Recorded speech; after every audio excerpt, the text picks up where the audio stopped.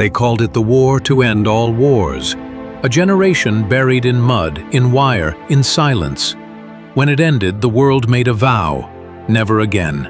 Never again the slaughter, never again the firestorms, never again the gas that left men crawling blind in trenches, begging to die. But peace. Peace isn't just the absence of war. It's vigilance, it's courage, it's confrontation when evil begins to rise. And in the decades that followed 1918, the world didn't protect the peace it had won. It tiptoed around it. What came next wasn't a sudden catastrophe. It was a warning, whispered, then shouted, ignored until the world had no choice but to burn. This is the story of how war became inevitable, not because of one man, but because of the many who chose to wait. The victors of the Great War wanted peace so desperately they forgot what it takes to keep it. Britain and France, battered and bled dry, turned inward. They patched their wounds with promises, built memorials, not defenses, wrote treaties, but not guarantees.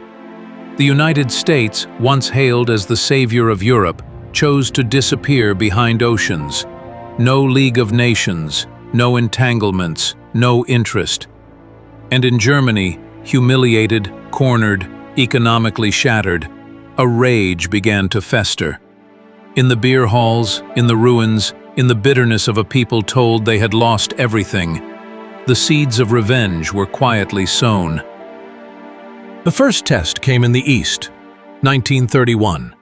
Japan invades Manchuria. The League of Nations condemns it, but takes no action, no sanctions that bite, no military response, no lines drawn. So Japan stays and learns a lesson. The world will look away.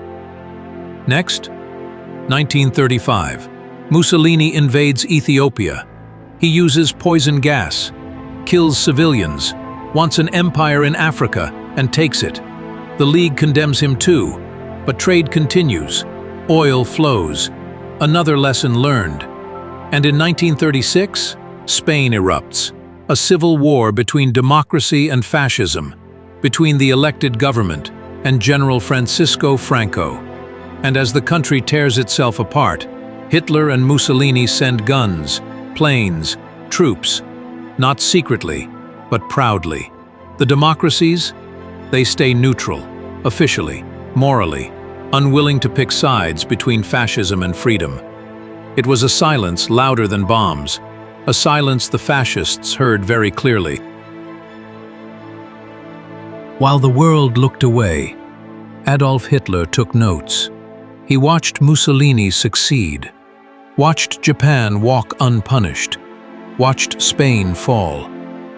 And then, he began his own experiment in pushing boundaries.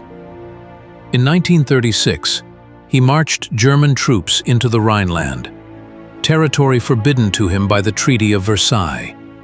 French forces nearby could have crushed him. They had the power. But they didn't move, didn't fire a shot.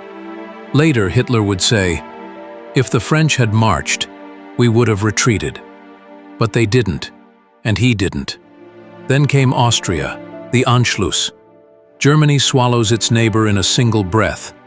And again, the world blinks, but does nothing. No bullets, no red lines, no consequences.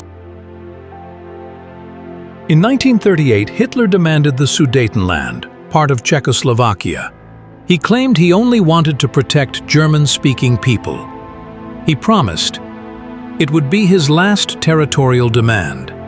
So the British Prime Minister Neville Chamberlain flew to Germany, met with Hitler, shook his hand, gave him the land without asking the Czechs, and returned to London holding up a piece of paper, smiling, assuring the world of peace for our time.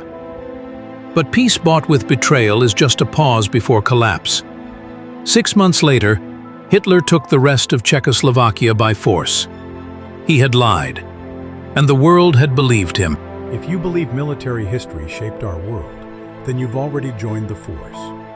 Hit like, subscribe, and share the mission. Shadow Force continues, and the next chapter awaits.